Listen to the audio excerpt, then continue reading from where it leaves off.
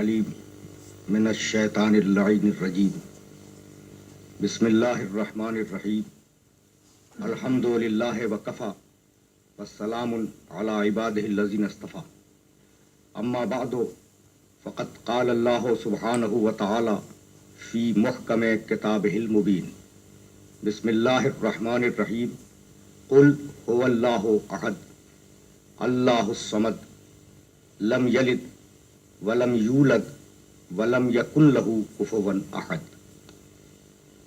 عزیزان محترم، سورہ اخلاص کی تلاوت کا شرف حاصل کیا گیا۔ اس سورہ میں پروردگار عالم نے پیغمبر اکرم کو یہ حکم دیا کہ تم پیغام توحید بندوں تک ان لفظوں میں پہنچا دو۔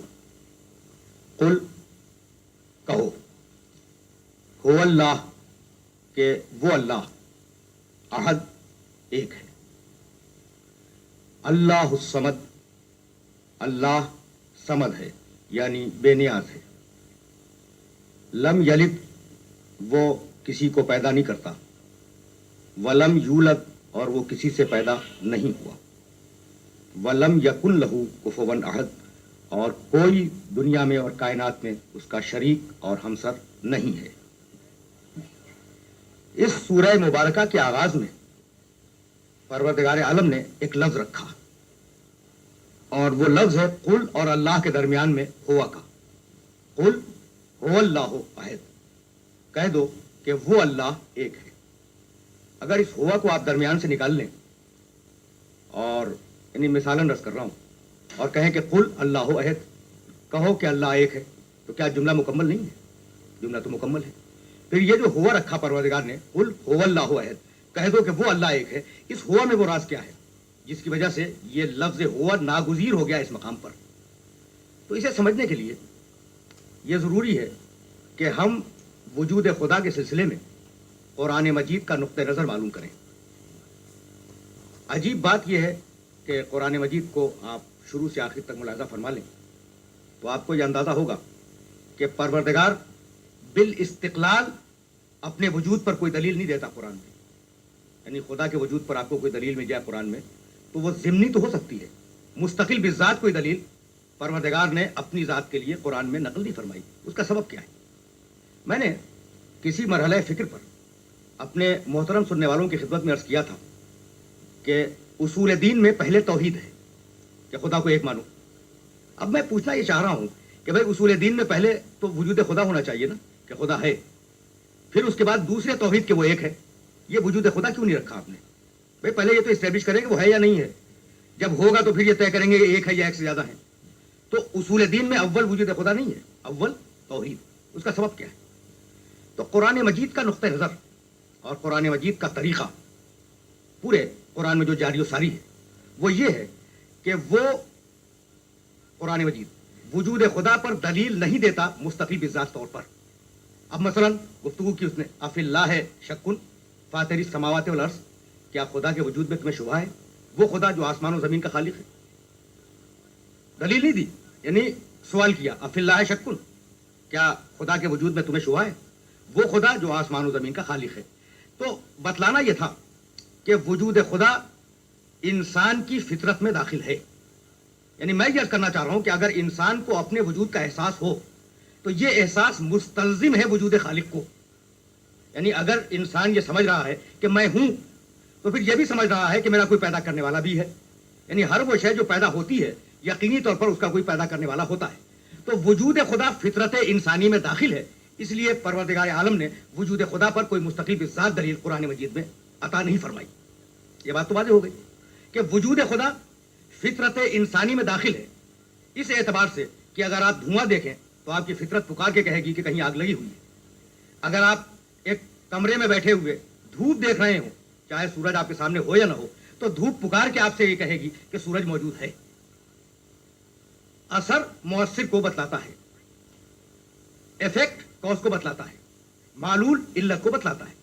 یہ اصول ہر انسان کی فطرت میں جاری و ساری ہے۔ تو اگر یہ اصول پوری کائنات کے اندر جاری و ساری ہے اور آپ اثر کو دیکھ کر مؤثر کا پتہ لگاتے ہیں اور مؤثر کو دیکھ کر اثر کا پتہ لگاتے ہیں، تو اگر کوئی مخلوق ہے تو پھر اس کا خالق ہوگا. یا تو آپ مخلوق ہونے سے انکار کر دیں، اور اگر مخلوق ہونے سے انکار نہیں کر سکتے تو اس کا خالق یقینی طور پر موجود ہے. جب وہ خالق موجود ہے تو اس خالق کے لیے دلیل دینے کی ضرورت نہیں ہے. کیوں ضرورت نہیں ہے؟ آپ کی فطرت میں یہ بات طے ہو چکی کہ ہر مخلوق کا خالق ہوگا، تو فطرت نے بتلا دیا کہ اس پوری کائنات کا ایک خالق ہے.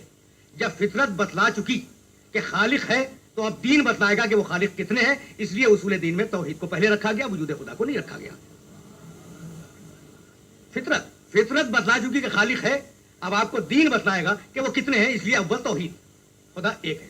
تو جب ہم نے یہ بات طے کی کہ ہر انسان کی فطرت یہ پکار کر کہہ رہی ہے کہ ایک اس کا پیدا کرنے والا ہے، ایک اس کا بنانے والا ہے، ایک اس کا صانع ہے، ایک اس کا خالق ہے، تو اب انسان زبان سے اقرار کرے یا نہ کرے، جہادو بہا واستیقنتھا انفسہم، زبانیں انکار کر رہی ہیں اور ان کے نفس اس کا اقرار کر رہے ہیں. یعنی وجود اپنی حیثیت میں پکار کے کہہ رہا ہے، چاہے زبان کہے یا نہ کہے، وجود پکار کے کہہ رہا ہے کہ اس کا کوئی خالق ہے. تو فطرت بتلا چکی کہ خالق ہے، اور ہر انسان کی فطرت پکار کے یہ کہہ رہی ہے کہ ایک خالق موجود ہے. تو اسی خالق کی طرف اشارہ کیا کہ قل هو اللہ احد، وہ جسے فطرت پکار کے کہہ رہی ہے وہ اللہ فقط اور فقط ایک ہے، ایک سے زیادہ نہیں ہے. اس ہوا میں جو پروردگار عالم نے راز رکھا تھا، وہ راز یہ تھا کہ وہ جسے فطرت پکار رہی ہے، وہ جسے فطرت تسلیم کر رہی ہے کہ خالق ہے، وہ اللہ کل ایک ہے، احد ایک ہے. احد کے معنی ایک نہیں، واحد کے معنی ایک. اور قرآن مجید میں ہے للہ الواحد القہار، اللہ واحد ہے. الہکم الہ واحد، تمہارا اللہ واحد ہے. واحد کے معنی ایک، احد کے معنی اکیلا. اب ان دونوں میں فرق کیا ہے؟ ان دونوں میں فرق تو ہوگا. دیکھیے، ارسطو سے کسی نے واحد کی تعریف پوچھی، یعنی ایک کی ڈیفینیشن. اس نے کہا الواحد نصف الاثنین، ایک دو کے آدھے کو کہتے ہیں. تو کہا کہ دو کی تعریف کیا ہے؟ اس نے کہا ایک کے دگنے کو کہتے ہیں. تو اب میں بتانا ہی چاہ رہا تھا کہ واحد وہ جو اثنین کا آدھا ہو، دو کا آدھا ہو. یعنی ایک وہ ہے جو آدھا بھی ہو سکتا ہے اور ایک وہ ہے جو دو بھی ہو سکتا ہے. تو اگر پروردگار عالم کو ہم ایک کہہ دیں تو اس کے نصف ہونے کا بھی امکان اور اندیشہ موجود ہے، اور اس کے دگنا ہونے کا بھی امکان اور اندیشہ موجود ہے. جبکہ اس کی ذات میں نہ نسیت موجود ہے نہ اثنینیت موجود ہے. اس لیے پروردگار عالم نے جب توحید خالص کا اعلان فرمایا تو احدیت کے لفظ کے ساتھ، واحدیت کے لفظ کے ساتھ نہیں. لیکن میں یہ پوچھنا چاہتا ہوں کہ جب خود قرآن مجید میں یہ ارشاد فرما دیا کہ وہ واحد بھی ہے، تو اس لفظ واحد کو لانے کی ضرورت کیا تھی؟ ہے نا یہ قابل غور بات کہ بھئی کہیں کہتا ہے کہ وہ واحد ہے، کہیں کہتا ہے کہ وہ احد ہے.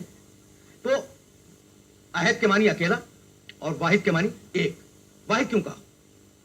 تو آپ یقین فرمائیں کہ قرآن مجید کسی ایک سطح ذہن کے لیے نہیں آیا، بلکہ جتنی سطحیں ذہن کی دنیا میں پائی جا سکتی ہیں ان ساری سطحوں کو مکمل طور پر ذہنی طور پر فیڈ کرنے کے لیے قرآن مجید کو نازل کیا گیا. تو یہ جو لفظ واحد آیا ہے نا، وہ ان 360 بتوں کے اور خداؤں کے مقابلے میں آیا کہ تمہارے ذہن میں جو یہ 360 بت براجمان ہیں اور موجود ہیں، تو ان 360 کے مقابلے میں اس ایک کی عبادت کرو. تو جب وہ 360 سے ہٹ کر ایک کے اوپر آ گئے تو اب انہیں توحید خالص کا سبق دیا گیا اور توحید خالص کا اعلان کیا گیا کہ اب تم 360 سے ہٹ کے ایک پہ تو آ گئے، لیکن اب اگر میں ایک کہہ دوں اسے تو ایک وہ بھی ہو سکتا ہے جو آدھا ہو، ایک وہ بھی ہو سکتا ہے جو دگنا ہو. دیکھیے، پانی ایک ہے، لیکن وہ سننے والے جانتے ہیں جو پانی کی ماہیت سے واقف ہیں کہ دو مختلف اجزاء سے مل کے بنا. تو دیکھنے میں تو ایک ہے نا، اجزاء میں کیا چیزیں شامل ہیں؟ کم سے کم دو. تو ہم پانی کو بھی ایک کہتے ہیں جبکہ دو اجزاء سے بنا ہے. یہ میز بھی ایک ہے، اگر یہ 20 سے کاٹ دیا جائے تو یہ دو ہو جائیں گے یا نہیں؟ تو وہ جو دو سے مل کے ایک بنا ہو وہ بھی آپ کی اصطلاح میں ایک ہے، اور وہ ایک بھی آپ کی اصطلاح میں ایک ہے جسے بعد میں دو کیا جا سکے. اب دو قسمیں آ گئی ایک کی، اور ایک قسم وہ ہے کہ یہ ایک میرا ہاتھ ہے، دوسرا یہ ہاتھ ہے، ایک داہنا ہاتھ ہے اور ایک بایاں ہاتھ ہے. یہ دو ہیں یا ایک ہے؟ دو ہے نا. ایک شکل، ایک صورت، ایک صفات، ایک خصلت، اس کے باوجود یہ دو ہیں. کیوں؟ اس لیے کہ دو الگ الگ جہتوں میں ہیں. تو اگر جہت بدل جائے جب بھی دوئی آ جائے، اگر تقسیم ہو جائے جب بھی دوئی آ جائے، اگر ترکیب آ جائے جب بھی اس کے اندر دوئی آ جائے. تو خبردار اپنے خدا کو اس طریقے سے نہ سمجھنا کہ وہ قابل تقسیم نہیں ہے، وہ قابل جہت نہیں ہے، وہ قابل مکان نہیں ہے، وہ قابل زمان نہیں ہے، وہ فقط اور فقط احد ہے. اس لفظ احدیت میں یہ راز تھا، اور اب اس کے آگے اس کی تشریح کی. अल्लाह समद। सुनो, अल्लाह समद है। समद के दो मफहूम है अरबी जबान में। समद वो ठोस शय जिसमें कोई खला ना हो, जिसमें किसी चीज के दाखिल होने का कोई इम्कान ना हो, उसे कहते हैं समद।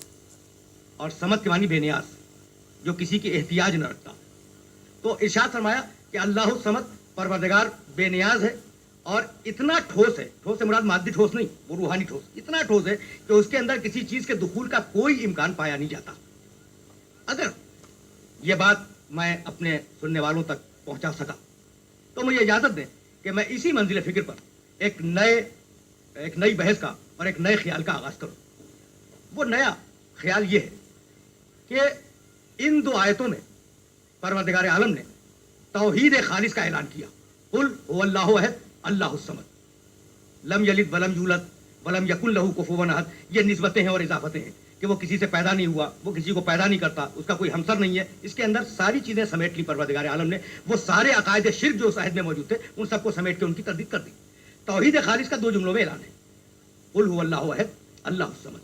अब मैं अपने सारे मोहतरम सुनने वालों से ये सवाल करना चाह रहा हूं इस मंजिल फिक्र पर कि पैगंबर अकरम ने यह ऐलान किया और जाहिर है कि मुशरिकों ने इस ऐलान को सुना।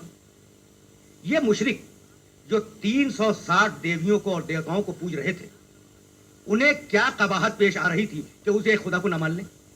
भाई 360 उनके, एक मोहम्मद रसूलुल्लाह सल्लल्लाहु अलैहि वसल्लम का हो सकता था ना कि भाई 360 उनके रहते और एक पैगंबर अकरम के खुदा को भी वो मान लेते तो 361 हो जाते। तो जो 360 को मान रहे हो वो एक को क्यों नहीं मान रहे थे? काबिल गौर बात तो है। तो अज़ीज़ान मोहतरम, अगर पैगंबर अकरम का और कुरान मजीद का मुतालबा फकत इतना होता कि हमारे एक को भी मान लो, तो मेरा ख्याल यह है कि दुनिया का कोई मुश्रिक उससे इनकार न करता। लेकिन पैगंबर अकरम का और कुरान मजीद का मुतालबा यह नहीं था कि अपने 360 के साथ हमारा एक और भी मान लो, नहीं, बल्कि मुतालबा यह था कि ला इलाह, अपने सारे देवी और देवताओं का पहले इनकार करो। जब तुम पहले अपने सारे देवियों का और सारे देवताओं का इनकार कर लोगे, जब हम तौहीद खालिस का ऐलान करेंगे इल्लल्लाह के माबूद फकत और फकत अल्लाह है। तो मुशरिकों को जो परेशानी पैदा हो रही थी, वो परेशानी फकत और फकत ये थी कि पैगंबर अकरम के एक खुदा को मानना नहीं था, बल्कि अपने सारे खुदाओं का इनकार करना था। भाई उनके सारे खुदा क्या थे? वही बुत, तवज्जुहात मकबूल नहीं, बुत थे ना सारे खुदा। तो कलमे में क्या बुतों का इनकार है? ला सनम इल्लल्लाह है कि कोई बुत अल्लाह नहीं है सिवाय माबूद के, ला सनम इल्लल्लाह नहीं, कलमा ये नहीं है ना। ला इलाह, अगर फकत सनम की नफी होती तो फकत और फकत वो देवी और देवता उस नफी के रेंज में आ जाते जो वहां पे रखे हुए थे। वो जो इख्तिदार का बुत है वो अलग हो जाता, वो जो सरमाए का बुत है वो अलग हो जाता, वो जो बड़ी ताकतों का बुत है अलग हो जाता। इसलिए लफ्ज इलाह को रखकर सारे बुतों की नफी की कि जो तुम्हारे नफ्स के अंदर हो या तुम्हारे नफ्स के बाहर हो, पहले उन सारे खुदाओं की नफी करो। जब उन सारे खुदाओं की तुम नफी कर लोगे, जब तुम हमारे खुदा को मान सकते हो, वरना हमारे खुदा को तस्लीम नहीं कर सकते। और मुशरिक के लिए सबसे बड़ी परेशानी यही थी। यानी मैं अर्ज ये करना चाह रहा हूं, देखिए बड़ा अजीब गरीब जुमला है, मैं अर्ज ये करना चाह रहा हूं कि मसला ये नहीं था, मसला यही था कि पैगंबर के एक खुदा को मान लो, मसला ये था कि खुदा को एक मान लो। यानी जितना फर्क इन दोनों लफ्जों में होगा, उतना ही फर्क पैगंबर अकरम की तौहीद में और उनके अकीदा शिर्क में होगा। यानी एक खुदा को मानना नहीं था, बल्कि खुदा को एक मानना था। तो इस खुदा के एक मानने की वजह से उन्होंने कहा कि हम अपने न देवियों का इनकार करेंगे, न देवताओं का इनकार करेंगे, बल्कि हम अपने अकीदे शिर्क पर कायम रहेंगे। तो सारा जो झगड़ा था, सारी जो निज़ा थी, वो ला इलाह पर थी, इल्लल्लाह पे नहीं थी। लेकिन जो बात मैं आज की हद तक आपकी खिदमत में पेश करना चाह रहा हूं, वो बात फकत और फकत इतनी है कि सारा झगड़ा, सारी निज़ा और सारा तसादुम इल्लल्लाह पे नहीं है। भाई अगर एक खुदा है तो चलो 360 उनके और एक इनका मिल के बात हो सकती, तो इल्लल्लाह पे झगड़ा नहीं है, सारा झगड़ा ला इलाह पर है। पैगंबर ने कूड़ा बर्दाश्त किया ला इलाह की खातिर, पैगंबर की राह में कांटे बिछाए गए, बर्दाश्त करते रहे ला इलाह की खातिर।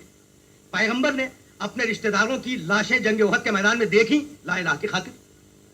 अभी इल्लल्लाह पे गुफ्तगू नहीं है। तो ये जो सारा निज़ाम नबुव्वत है, वो मक्के में ला इलाहा इल्लल्लाह को इस्टेब्लिश कर रहा था।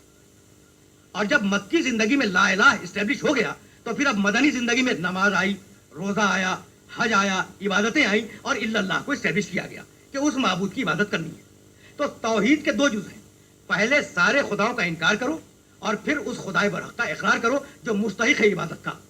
अगर ये बात मैं वाज़ेह कर सका तो मुझे इजाजत दे कि ख्वाजा अजमेर रहमतुल्लाह अलैह ने जो अपनी रुबाई में एक मिसरा कहा कि हक्का के बिनाए ला इलाहा हुसैन, तो ये जो मिसरा कहा तो ऐसा नहीं है कि वो जरूरत शेर की वजह से पूरा कलमा नजम नहीं फरमा रहे थे। भाई कहने वालों ने ये कहा है कि ये रुबाई है और रुबाई की एक बहर होती है मफऊलो मफाइलुन मफाइलुन फा, और अगर आप इनकी इजाफतें निकालेंगे तो रुबाई के औजान 108 है। तो लोगों ने कहा कि चूंकि पूरा कलमा नजम नहीं हो रहा था इस बहर में और रुबाई की दूसरी बहरों में और दूसरे औजान में, इसलिए ख्वाजा अजमेर रहमतुल्लाह अलैह ने इस कलमे के आधे जुज़ को नजम फरमाया हक्का के बिनाए ला इलाहा हस्त हुसैन। डॉक्टर इकबाल रहमतुल्लाह अलैह ने भी शायर मशीर, उन्होंने भी एक मकाम पर फरमाया कि पस बिनाए ला इलाहा गर्दीदास्त, हुसैन इब्न अली ला इलाहा इल्लल्लाह की बुनियाद बन गए। तो ला इलाहा इल्लल्लाह पूरा नजम नहीं किया, ला इलाहा की बुनियाद बन गए। तो मुझे कहना यही था कि हुसैन इब्न अली ने जिस अहद में खुरूज फरमाया और हुसैन इब्न अली ने जिस अहद में क़याम फरमाया उस अहद में इल्लल्लाह खतरे में नहीं था, मस्जिदों में अज़ानें हो रही थी।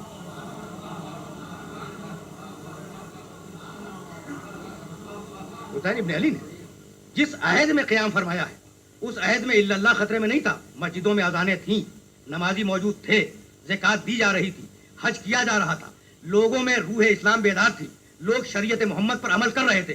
खतरे में ला इलाहा था, खतरे में ला इलाहा था। एक ऐसा शख्स और एक ऐसी जात जो सारे खुदायान बातिल की नुमाइंदा बन के आ गई हो, तो अब जरूरत थी उसके मुकाबले पर एक ऐसा शख्स उठे जो सारे हादियान बरहक का नुमाइंदा हो और तेशा ला इलाहा की ज़र्ब से उस बुते बातिल को तोड़ दे। यही सबब है कि अब मैं किस तरीके से उस मफहूम को आपकी खिदमत में पेश करूं ये सोच रहा हूं।